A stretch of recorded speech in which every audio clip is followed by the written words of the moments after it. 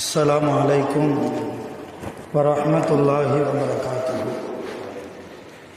अल्हम्दुलिल्लाहि रब्बिल आलमीन, अस्सलातु वस्सलामु अला सय्यदिना मुहम्मदिन व अला आलिहि व अस्हाबिहि व अत्बाइहि अजमाइन, अम्मा बाद। अऊज़ु बिल्लाहि मिनश शैतानिर रजीम, बिस्मिल्लाहिर रहमानिर रहीम।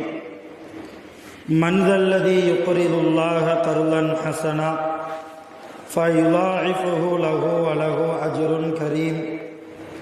वक़ाल अय्ज़न इन्नल मुसद्दिक़ीन वल मुसद्दिक़ात व अक़रज़ुल्लाह क़र्ज़न हसना युज़ाइफ़ लहुम व लहुम अज्रुन करीम। वक़ाल नबियुना मुहम्मदुर रसूलुल्लाह सल्लल्लाहु अलैहि वसल्लम अस्सदक़तु तमनअु मैततस्सू। वक़ाल अय्ज़न तसद्दक़ू वदाऊ मरज़ाकुम बिस्सदक़ा। सदक़ल्लाहु मौलानल अज़ीम व सदक़ रसूलुहुन नबियुल करीम व नहनु अला ज़ालिका मिनश शाहिदीन व शाकिरीन वल्हम्दुलिल्लाहि रब्बिल आलमीन। எல்லா புகழும் அல்லாஹ் ஒருவனுக்கே உரித்தாகுக. எம்பெருமானார் முஹம்மதுன் ரசூலுல்லாஹி ஸல்லல்லாஹு அலைஹி வஸல்லம் அவர்கள் மீதும், நற்பாக்கியங்கள் நிறைந்த ரசூலுல்லாஹ்வின் குடும்பத்தார்கள், சத்திய சஹாபா பெருமக்கள், தாபிஈன்கள், தபஅ தாபிஈன்கள், நாதாக்கள், சுஹதாக்கள், சாலிஹீன்கள், நல்லவர்கள், நம் அனைவர்கள் மீதும் அல்லாஹ்வின் சாந்தியும் சமாதானமும் கருணையும் ஈரேற்றமும் என்றென்றும் நின்று நிலவட்டுமாக. ஆமீன். எல்லாம் வல்ல அல்லாஹுவின் ரஹ்மத்தும் மேலான மக்ஃபிரத்தும் நம் அனைவர்கள் மீதும் முழுமையாக வந்து சேரட்டுமாக. ஆமீன். சங்கையான ஜமாத்தார்களே, பெரியோர்களே, அல்லாஹ்வின் அளப்பெரும் பெரும் கருணையினால் அல்லாஹுடைய மாதமாக இருக்கிற பாக்கியம் நிறைந்த ரஜபுடைய மாதத்தில் நாம் ஜும்மாவில் இருக்கிறோம். இந்த மாதத்திற்கு அடுத்து வரக்கூடிய ஷாபான், அதற்கு அடுத்து வரக்கூடிய ரமலான், இந்த 3 மாதங்களுமே நன்மைகளை அதிகமாக செய்யக்கூடிய மாதம். அல்லாஹ் அதிகமாக நம்மிடத்தில் எதிர்பார்க்கிறார். ரஜப் ஷஹ்ருல்லா, இது அல்லாஹ்வுடைய மாதம். ஷாபான ஷஹ்ரி, ஷாபான் என்பது என்னுடைய மாதம். ரமலான ஷஹ்ரு உம்மத்தி, ரமலான் மாதம் என்பது என் உம்மத்து மக்களுடைய மாதம் என்றார்கள் நபிகள் நாயகம் ஸல்லல்லாஹு அலைஹி வஸல்லம். ஆக அல்லாஹ்வுடைய மாதமாக இருக்கக்கூடிய இந்த ரஜபிலும், அடுத்து வரக்கூடிய ஷாபான் என்று சொல்லக்கூடிய ரசூலுல்லாஹ்வுடைய மாதத்திலும், அடுத்து வரக்கூடிய உம்மத்தை முஹம்மதியாவுக்கு சொந்தமான ரமலானுடைய மாதத்திலும் என்னுடைய அடியார்கள் அதிகமாக நன்மைகளை செய்கிறார்களா? என் அடியார்கள் என்னுடைய பொருத்தத்தை பெறுவதற்கு, என்னுடைய சுவனத்தை அடைவதற்கு எந்த அளவுக்கு என் பக்கம் ஓடி வருகிறார்கள் என்பதை வல்ல ரஹ்மான் ஒவ்வொரு வினாடியும் எதிர்பார்த்து ஒரு ஆவலோடு பார்த்து கொண்டு இருக்கிறார். ஆக அல்லாஹ்வை இந்த விஷயத்தில் நாம் ஏமாற்றி விடக்கூடாது. இந்த ரஜபுடைய மாதத்திலும், அடுத்து ஷாபான், அடுத்து ரமலான், பாக்கியமான 3 மாதங்கள் அடுத்தடுத்து வரக்கூடிய மாதங்களாக இருப்பதால் கூடுமான வரைக்கும் அதிகமான நன்மைகளை தேடுவதில் நம்முடைய நேரங்களை நாம் செலவு செய்ய வேண்டும். நேரங்கள் அல்லாஹ் கொடுத்த மிகப்பெரிய பாக்கியம். கடந்த 1 நிமிடமாக இருந்தாலும், 1 வினாடியாக இருந்தாலும் அது மறுபடியும் நமக்கு வரப்போவதில்லை. இந்த ரஜபை நாம் மிஸ் பண்ணிவிட்டால் அடுத்த ரஜபுக்காக நாம் 1 வருடம் காத்திருக்க வேண்டும். அடுத்த மாதமாக வரக்கூடிய ஷாபானையும் அடுத்த ரமலானையும் நாம் தவறிவிடுவோமே ஆனால், நன்மைகள் செய்யாமல், அல்லாஹ்வுடைய பொருத்தத்தை நாடாமல், மற்ற மாதங்களை போன்று அசால்ட்டாக கடந்து விட்டால் அடுத்த ஷாபான் வருவதற்கு, அடுத்த ரமலான் வருவதற்கு நாம் 1 வருடங்கள் காத்திருக்க வேண்டும். அந்த 1 வருடத்திற்குள்ளும் நமக்கு மௌத்தா அல்லது ஹயாத்தா, அடுத்த ஷாபானில் நாம் உயிரோடு இருப்போமா, அடுத்த ரமலானில் நாம் உடல் ஆரோக்கியத்தோடு இருப்போமா என்பது அல்லாஹ்வுக்கு மட்டுமே தெரிந்த விஷயம். ஆக இப்பொழுது கிடைத்திருக்கிற இந்த மாதம் உண்மையிலேயே அறிவு சார்ந்த மக்கள் இந்த மாதத்தை நன்மைகளால் செலவு செய்ய வேண்டும். அருமையான பெருமக்களை, அந்த அடிப்படையில் நிறைய நன்மையான காரியங்களை நம்முடைய மார்க்கம் சொல்கிறது.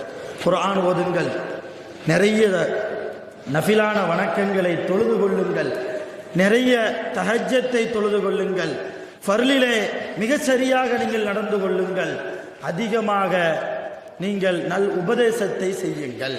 இப்படி நிறைய நன்மைகளை, நன்மை சார்ந்த விஷயங்களை நம்முடைய மார்க்கம் நமக்கு கோடிட்டு குறிப்பிட்டு காட்டியிருக்கிறது. அதில் மிக முக்கியமான நன்மைகளை அதிகமாக பெற்றுத்தரக்கூடிய ஒரு விஷயம், இன்னும் சொல்ல போனால் நம்முடைய விதியை கூட மாற்றக்கூடிய ஒரு விஷயம், நம்முடைய தலையெழுத்தை கூட மாற்றக்கூடிய ஒரு ஆற்றல் கொண்ட நன்மையான காரியம்தான் தர்மம் கொடுப்பது, சதகா செய்வது.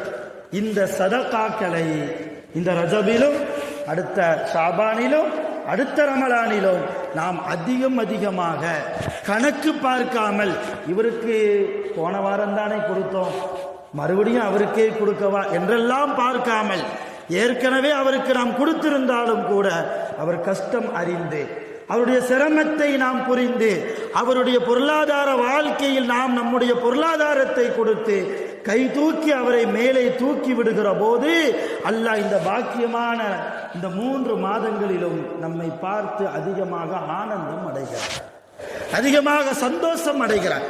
சதக்காக்கள் கொடுப்பதால் அல்லாஹ்வுக்கே கடன் கொடுத்தவர் என்கிற அந்தஸ்து நமக்கு கிடைக்கிறது. அதிகமாக தர்மம் கொடுத்தால் அல்லாஹ்வுக்கே கடன் கொடுப்பவர் என்கிற அந்தஸ்து நமக்கு கிடைக்கிறது. அல்லாஹ் குர்ஆனில் சொல்கிறான், மந்தல்லதி யுக்ரிலுல்லாஹ கர்லன் ஹசனா, யார் அல்லாஹ்வுடைய பொருத்தத்தை நாடி அல்லாஹ்வுக்கு கடன் கொடுக்கிறாரோ, அழகான முறையில் கடன் கொடுக்கிறாரோ. அல்லாஹ்வுக்கு கடன் கொடுப்பதாக இருந்தால் அல்லாஹ்வுக்கு ஏதாவது தேவை இருக்குதா? நம்ம ஏதாவது மனம் வாங்க போறானா, வீடு கட்ட போறானா, அல்லாஹ்வுக்கு மனைவி மக்கள் உண்டா, அல்லாஹ்வுக்கு பெற்றோர்கள் உண்டா, அல்லது அல்லாஹ்வுக்கு ஏதாவது ஹார்ட் ஆபரேஷன் தேவைப்படுகிறதா? அல்லாஹ்வுக்கு எந்த தேவையுமே இல்லை. அல்லாஹ் சமத், அவன் தேவையற்றவன். அவன் தான் நமக்கு தர வேண்டுமே தவிர நாம் அவனுக்கு தர வேண்டிய அவசியம் இல்லை. இருந்தாலும் அல்லாஹ் குர்ஆனிலே எனக்கு நீங்கள் கடன் கொடுத்தால் என்கிறார். அப்படின்னா என்ன விளக்கம்? என் அடியார்களுக்கு நீங்கள் தர்மம் கொடுத்தால் என்று அர்த்தம்.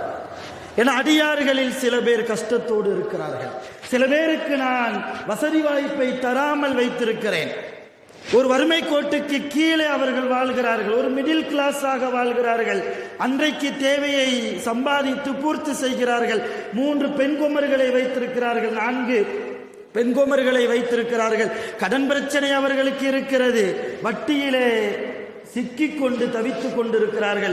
இப்படிப்பட்ட என்னுடைய சில அடியார்களுக்கு யாருக்கு நான் செல்வத்தை வழங்கினேனோ, யாரை இந்த உலகத்தில் செல்வந்தர்களாக நான் வாழ வைத்திருக்கிறேனோ, அப்படிப்பட்ட செல்வந்தர்கள் எனக்காக கஷ்டத்தில் இருக்கக்கூடிய என் அடியார்களுக்கு கடன் கொடுத்து உதவினால் அல்லது தர்மமாக கொடுத்தால், கடன் அல்ல தர்மமாக கொடுத்தால் அந்த தர்மம் எனக்கு தரக்கூடிய கடன் என்கிறான் அல்லாஹ். அப்படி கொடுத்தால் என்ன பெனிஃபிட் நமக்கு? அல்லாஹ் சொல்கிறான், ஃபயுலாஇஃபுஹு லஹு, அவர் எவ்வளவு கொடுத்தாரோ அதை நான் பன்மடங்கு அதிகமாக கொடுத்தவருக்கு நான் தருவேன். 1 ரூபா கொடுக்கிறோமா, அல்லாஹ் 10 ரூபா தர்றான். இதுதான் அழகான வியாபாரம். அருமையான ஜமாத்தார்களே, பெரியோர்களே, உலகத்தில் எத்தனையோ தொழில் செய்கிறோம், எத்தனையோ வியாபாரம் செய்கிறோம். ஆனால் நல்ல வியாபாரம் என்பது அல்லாஹ்வோடு நாம் செய்யக்கூடிய வியாபாரம். அது என்ன அல்லாஹ்வோடு செய்யக்கூடிய வியாபாரம்? அதுதான் அடியார்களுக்கு கொடுக்கக்கூடிய தர்மம். சில அடியார்களுக்கு, சில மனிதர்களுக்கு நாம் தர்மம் கொடுத்தால் அல்லாஹ், நாம் எவ்வளவு 100 ரூபா ஒரு ஆளுக்கு கொடுக்கிறோம்னா அல்லாஹ் நமக்கு 1000 ரூபாயை தருகிறான். இந்த வியாபாரத்தினுடைய லாபம் தான் நமக்கு வேண்டும். இப்படி வியாபாரம் செய்யக்கூடிய நல்ல மேன் மக்களாக இந்த பாக்கியமான ரமலான் மாதத்தில் நாம் இது போன்ற நன்மையான காரியங்களை செய்ய வேண்டும். அல்லாஹ் தொடர்ந்து அந்த ஆயத்தில் சொல்கிறான், வலஹு, அப்படி தர்மம் கொடுக்கக்கூடியவர்கள், தர்மம் கொடுப்பதின் மூலமாக அல்லாஹ்வுக்கு கடன் கொடுப்பவர்களுக்கு அஜ்ருன் கரீம், சங்கையான கூலி உண்டு, கண்ணியமான கூலி இருக்கிறது. அது என்ன கண்ணியமான கூலி? அது என்ன சங்கையான கூலி? அதுதான் சுவனம். அல்லாஹ்வின் புறத்திலிருந்து நாம் மிக கண்ணியமான கூலியை எதிர்பார்த்துத்தானே உலகத்திலே நாம் படைக்கப்பட்டிருக்கிறோம். உலகத்தில் வாழ்வதற்கு நோக்கம் என்ன? அல்லாஹ்வை வணங்குவதற்கு நோக்கம் என்ன? தொழுவதற்கு, தக்வாவோடு வாழ்வதற்கு, இஹ்லாஸோடு நடப்பதற்கு, பொய் பேசாமல் இருப்பதற்கு, விபச்சாரத்தை விட்டும் ஒதுங்கி வாழ்வதற்கு, இல்லையா, மதுவை விட்டும் ஒதுங்கி வாழ்வதற்கு அடிப்படை காரணம் அல்லாஹ் நமக்கு சுவனத்தை தரணும். கியாமத்தில் உங்களுக்கு சுவனம் வேண்டுமா, தர்மம் செய்யுங்கள் என்கிறான் அல்லாஹ். உங்களுக்கு சுவனம் வேண்டுமா, 5 வக்து தொழுறீங்க, எல்லாம் கரெக்டா இருக்குது, ஆனா கஞ்சத்தனத்தோடு நீங்கள் வாழ்ந்தால் சுவனம் கிடைக்காது என்கிறான் அல்லாஹ். தொழுகையும் வேண்டும், நல்ல அமல்கள் நிறைய வேண்டும், குர்ஆனையும் ஓத வேண்டும், அடுத்தவருக்கு அநியாயம் செய்யாமலும் வாழ வேண்டும், அடுத்தவரை பற்றி புறம் பேசாமலும் வாழ வேண்டும், எல்லாம் இருக்கு. தர்மம் மட்டும் கொடுக்க மாட்டேன் என்றால் அல்லாஹ்வும் சொர்க்கத்தை தரமாட்டேன்றான். அதிகமாக நம்ம என்ன செய்யணும்? தர்மத்தின் பக்கம் சிந்தனை உள்ளவர்களாக மாறும். சஹாபாக்களுடைய வாழ்க்கை எடுக்கிறோம். சின்ன பொருட்களை தர்மமாக கொடுத்ததால் அவர்களுக்கு அல்லாஹ் கொடுத்த வெகுமதி வரலாறுகளில் பார்க்கிற போது மெய் சிலிர்த்து போகிறோம். அந்த அளவு இந்த அளவா அல்லாஹ் தன்னுடைய ரஹ்மத்துடைய வாசலை தனக்காக தர்மம் கொடுத்த அடியார்களுக்கு திறந்து கொடுப்பான் என்று நாம் உண்மையிலேயே அல்லாஹ்வுடைய வல்லமையை நினைத்து ஆச்சரியப்பட்டு போகிறோம். வரலாறில் வருகிறது, தாவூத் அலைஹிஸ்ஸலாம் அவர்களுடைய ஆட்சி காலம். தாவூத் அலைஹிஸ்ஸலாம் யாரு? சுலைமான் நபியினுடைய அத்தாவும் மகனும் ஒரே காலத்தில் வாழ்ந்த 2 நபிமார்கள். தாவூத் அலைஹிஸ்ஸலாம் அவர்களுடைய ஆட்சி காலம். அவங்க ஆட்சி காலத்தில் ஒரு மூதாட்டி, ஒரு கிழவி வியாபாரம் செய்து தன்னுடைய அன்றாட பிழைப்பை நடத்தி கொண்டிருக்கிற ஒரு சாதாரண ஒரு வயது முதிர்ந்த ஒரு மூதாட்டி. என்ன வியாபாரம்? மாவு வியாபாரம். மாவு வியாபாரம் பார்க்கக்கூடிய ஒரு மூதாட்டி. ஒரு நாள் அந்த மாவை விற்றா தான் அன்றைக்கு அந்த மூதாட்டி வயிறு நிறைய சாப்பிட முடியும் என்கிற ஒரு சூழ்நிலை. ஒரு நாள் வீட்டிலிருந்து மாவை தயாரித்து கொண்டு வெளியே வருகிற போது வியாபாரத்திற்கு சரியான பலத்த காற்று, மிக கடுமையான காற்று. அந்த காற்றிலே கொண்டு வந்த மாவுக்குள்ளாம் பறந்துருச்சு. கொண்டு வந்த மாவுக்குள்ளாம் அப்படி காத்தோட காத்தா அடிச்சுட்டு போயிருச்சு. இந்த மூதாட்டிக்கு வந்ததே அந்த காற்று மேல கோபம். தாவூத் அலைஹிஸ்ஸலாம் அவர்களுக்கும் நபியுனா சுலைமான் அலைஹிஸ்ஸலாம் அவர்களுக்கும் அல்லாஹ் நிறைய ஆற்றலை கொடுத்தான். என்ன ஆற்றலே? உலகத்தில் உள்ள எல்லா ஜீவராசிகளுடைய பேச்சுக்களும் சுலைமான் நபிக்கு விளங்கும், தாவூத் நபிக்கு விளங்கும். அப்ப காற்று என்பது அல்லாஹ்வுடைய படைப்பு தானே. இப்ப நான் வியாபாரத்துக்கு போகிற போது என்னுடைய வியாபாரத்தை கெடுப்பதற்காக, என்னுடைய பசியை ஆற்றாமல் என்னை பசியோடு இருக்க செய்வதற்காக இந்த பாலா போன காத்து இப்பதான் வீசணுமா என்று சொல்லி அந்த மூதாட்டி நேர தாவூத் நபிட்ட வர்றாங்க. தாவூத் நபிட்ட வந்து, நபி அவர்களே, உஹ்கும் பைனி வ பைன ரீஹி, எனக்கும் இந்த காத்துக்கும் மத்தியில் நீங்க தீர்ப்பு சொல்லுங்க. நான் வியாபாரத்துக்காக வந்தேன். இந்த காத்து வீசலன்னா, மிக பலமாக அடிக்கவில்லை என்றால் நான் வியாபாரம் செஞ்சுட்டு போயிருப்பேன். இந்த காற்று அதிகமாக வீசியதால் என்னுடைய பிழைப்பு கெட்டு போய் விட்டது. எனவே என்னுடைய வியாபாரத்தை கெடுத்த இந்த காற்றை கூப்பிட்டு விசாரியுங்கள் என்று சொன்னார் அந்த மூதாட்டி. இப்போ தாவூத் அலைஹிஸ்ஸலாம் என்னத்தை போட்டு காத்த, அது இயற்கை இல்லையா? காற்று வீசுவதும் மழை பெய்வதும் இதுவெல்லாம் இயற்கை. இயற்கையை கூப்பிட்டு என்னன்னு கேட்கறது? இந்த அம்மாவுக்கு உண்டான தேவையான காசை நாம் கொடுத்து விட்டால் இந்த அம்மா போயிடுவாங்கன்னு நினைச்சு நபியுனா தாவூத் அலைஹிஸ்ஸலாம் ஒரு 1000 வெள்ளி காசுகளை கொடுத்தார்கள். அம்மா, ஒரு காத்தை கூப்பிட்டு எதுவும் கேட்க வேண்டாம், என்னன்னு போய் கேட்கறது? அதனால உங்களுக்கு தேவையான நான் காசை தர்றேன், இன்னைக்கு இதை வச்சு நீங்க மேனேஜ் பண்ணிக்கோங்க என்று சொல்லி ஒரு 1000 வெள்ளிக்காசுகளை கொடுத்தது. அந்த மூதாட்டி தான் தயாரித்த மாவை விற்றா கூட 1000 காசு வராது. இப்போ லாபத்துக்கு மேல் அதிகமாக நமக்கு கிடைத்து விட்டதே என்கிற சந்தோஷத்தில் தாவூது நபியை விட்டும் அவருடைய வீட்டை விட்டும் வெளியே வருகிற போது குறுக்கே சுலைமான் அலைஹிஸ்ஸலாம் வந்தார்கள். அந்த மூதாட்டியை வழிமறித்தார்கள். எங்கள் வீட்டிலேருந்து வெளியே போகிறீங்களே, என்ன விவரம்னு கேட்டாங்க. அந்த மூதாட்டி நடந்தது எல்லாம் சொன்னாங்க. எல்லாத்தையும் கேட்டுட்டு சுலைமான் நபி அந்த மூதாட்டியை பார்த்து சொன்னாங்க, இர்ஜிஇ இலா சையிதுனா தாவூத் அலைஹிஸ்ஸலாம், நம்முடைய தலைவர் தாவூத் நபிட்டையே மறுபடியும் போங்க. உஹ்கும் பைனி வ பைனர் ரீஹி, எனக்கும் இந்த காத்துக்கும் மத்தியில் தீர்ப்பு சொல்லுங்க, மறுபடியும் போய் கேளுங்கன்னு அனுப்பி வைக்கிறாங்க. இப்போ என்னன்னா, தாவூது நபி அவங்க ஒரு நபி, மறுபடியும் அனுப்பி விடுறது யாரு? அவங்களும் ஒரு நபி. யார் பேச்ச கேட்கறது? தாவூது நபிகிட்ட போய் கம்ப்ளைண்ட் பண்ணோம், 1000 வெள்ளிக்காசுகளை கொடுத்துட்டாங்க, திருப்தி ஆயிடுச்சு, வெளியே வர்றோம்.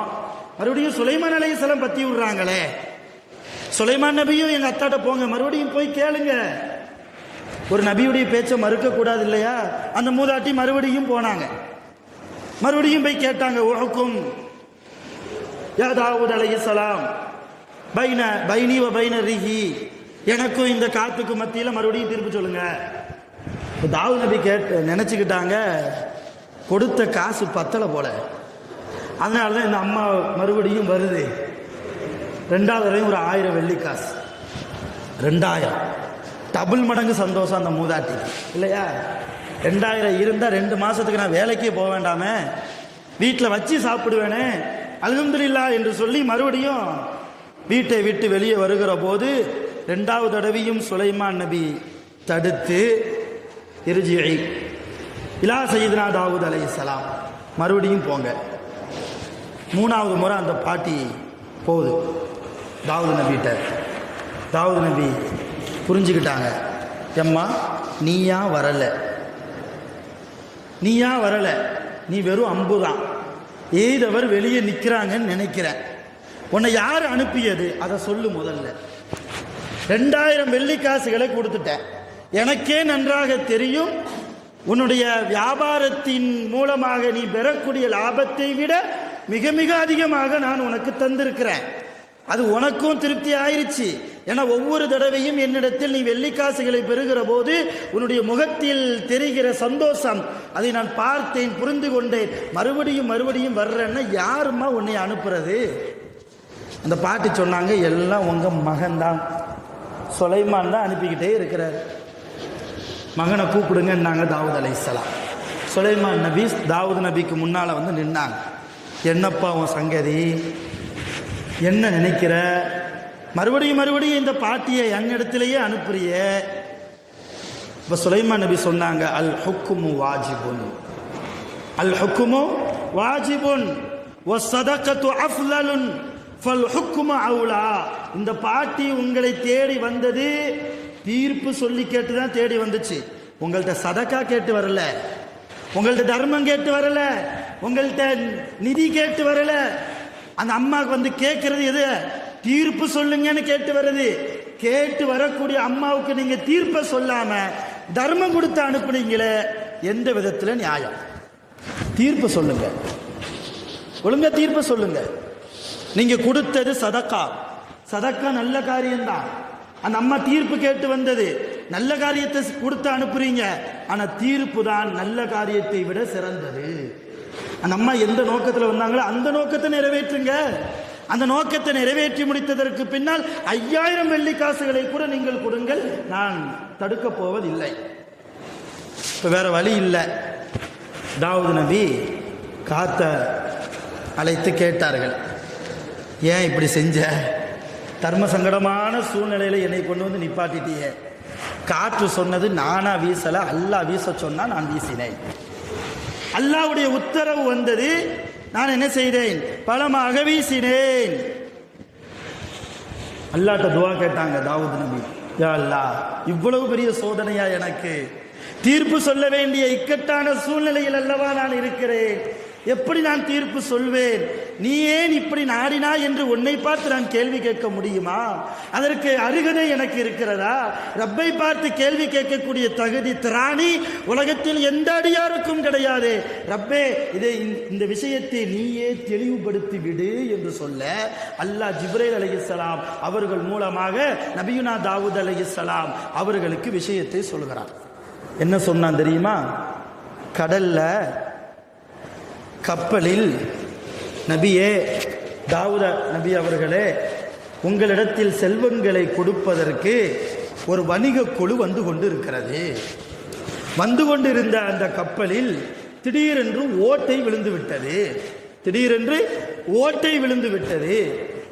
ஓட்டையின் வழியாக கடல் நீர் கொஞ்சம் கொஞ்சமாக கப்பலுக்குள்ளே வருகிற போது அங்கே இருந்த மாலுமிகள் எல்லாம், கப்பலிலே பயணம் செய்யக்கூடியவர்கள் எல்லாம், யா அல்லாஹ், நாங்கள் கொண்டு போகக்கூடிய இந்த செல்வங்கள் உன் நபிக்கு சேர வேண்டிய செல்வம், உன் நபியினுடைய கஜானாவுக்கு பத்திரமாக நாங்கள் கொண்டு போய் சேர்க்க வேண்டும் என்ற பொறுப்பை நாங்கள் எடுத்திருக்கிறோம். இந்த நேரத்தில் கப்பலிலே ஓட்டை விழுந்து விட்டது. நீ எங்களை பாதுகாப்பாக, இந்த செல்வங்களை பாதுகாப்பாக நபியிடத்தில் ஒப்படைப்பதற்கு நீதான் அருள் புரிய வேண்டும் என்று அந்த கப்பலில் உள்ளவர்கள் என்னிடத்தில் கையேந்தி பிரார்த்தனை செய்தார்கள். இந்த அம்மாவினுடைய மாவை கொண்டுதான் அந்த கப்பலின் ஓட்டையை நான் அடைத்தேன். காற்றின் மூலமாக மாவை வச்சு எப்படி கப்பலுடைய ஓட்டையை அடைக்கிறது? தண்ணீரில் கரைஞ்சு போயிரும் இல்லையா என்கிற சிந்தனைக்கெல்லாம் அப்பாற்பட்ட விஷயம். அல்லாஹ் நாடினால் கரும்பாறையை கூட நீராக ஓட வைக்க முடியுமா இல்லையா? அல்லாஹ் நாடினால் இயற்கைக்கு மாற்றமாக சில காரியங்களை செய்து காட்ட முடியுமா இல்லையா? இப்ராஹிம் நபியை நம்ரூத் என்கிற மன்னன் மிகப்பெரிய நெருப்பு குண்டத்தை ஏற்படுத்தி தீயிலை போட்டு தூக்கி எரிகிற போது நெருப்புக்கு என்ன இயற்கை தன்மை? சுடக்கூடிய தன்மை. ஆனால் இப்ராஹிம் நபியை அந்த நெருப்பு தீண்டியதா, சுட்டதா, கரித்ததா, எரித்ததா, சாம்பலாக்கியதா? நெருப்பாக இருந்தது. எல்லோருடைய பார்வைக்கும் நெருப்பாக இருந்தது. ஆனால் இப்ராஹிம் நபி ஏசி ரூம்குள்ள ஹாயா படுப்பது போன்று படுத்துக் கொண்டு இருந்தார்கள் இல்லையா? அப்ப அல்லாஹ் நாடினால் இயற்கைக்கு மாற்றமாக சில வஸ்துக்களுடைய தன்மையை மாற்ற முடியும். அது அல்லாஹ்வுடைய வல்லமை. அல்லாஹ் சொன்னான் ஜிப்ரீல் அலைஹிஸ்ஸலாம் அவர்கள் மூலமாக, நபியே, இந்த அம்மாவினுடைய மாவை கொண்டு காற்றின் மூலமாக காற்றை வீச செய்து அந்த கப்பலுடைய ஓட்டையை அடைத்தேன். ஒண்ணுமில்ல, இந்த அம்மாவுடைய வியாபாரம் என்னால் தான் கெட்டிருக்கிறது இல்லையா? நான் காற்றை அனுப்பியதால் தானே அந்த அம்மாவுடைய வியாபாரம் போனது. அதற்காகத்தானே அந்த அம்மா தீர்ப்பு கேட்டு வந்திருக்கிறாள். அந்த மூதாட்டிக்கு தீர்ப்பு சொல்லக்கூடியவன் நான் தானே. நான் சொல்கிறேன், வரக்கூடிய கப்பலில் இருக்கக்கூடிய அந்த செல்வங்களில் 1/3 பங்கை எடுத்து அந்த அம்மாவுக்கு கொடுத்து விடுங்கள். 1/3 பங்கை எடுத்து அந்த அம்மாவுக்கு கொடுத்துருங்க. அந்த சபையே கப்பலுக்காக வெயிட்டிங்.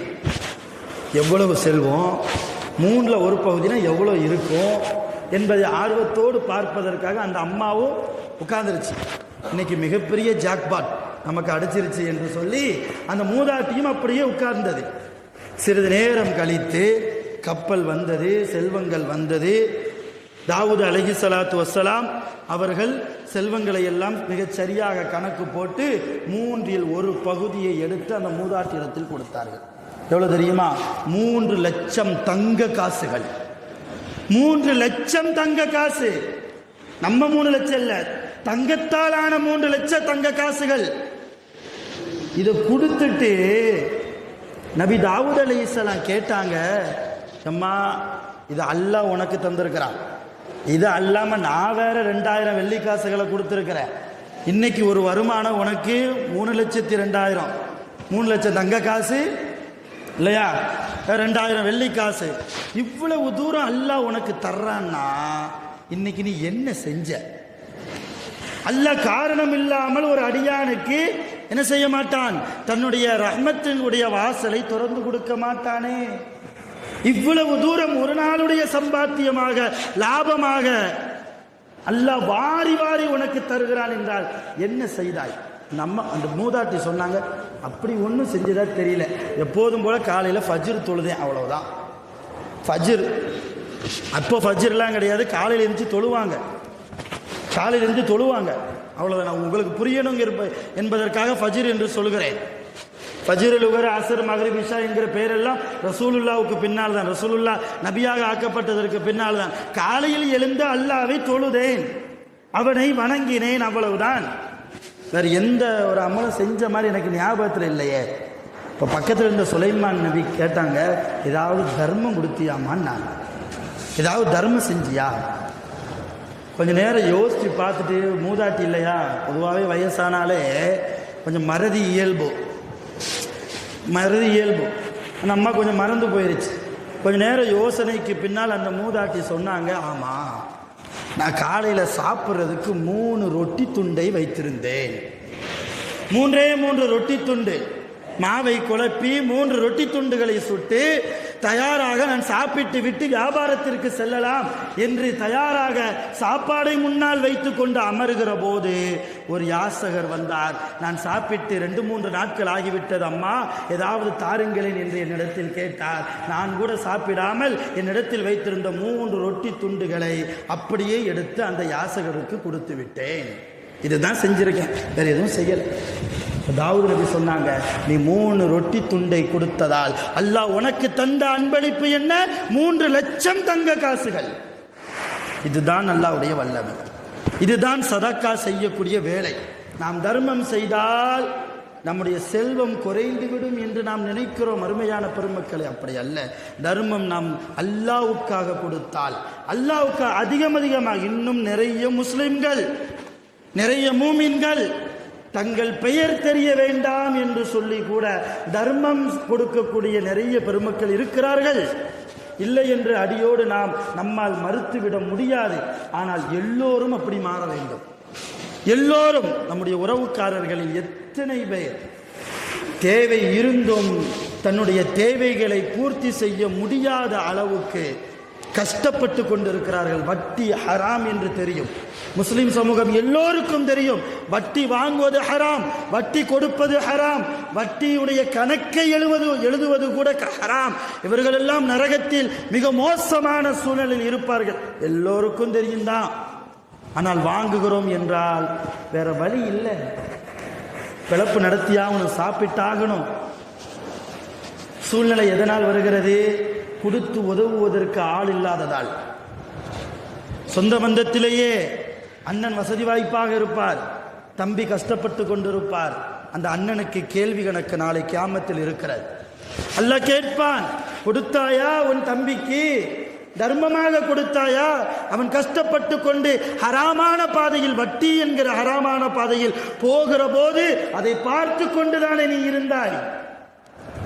என்ன ஈகோ உனக்கு? என்ன தன்மானம் உன்னை தடுத்தது? என்னுடைய நன்மையை விட, என்னுடைய சுவனத்தை விட உனக்கு தன்மானம் தான் பெரிதாய் போய்விட்டதா?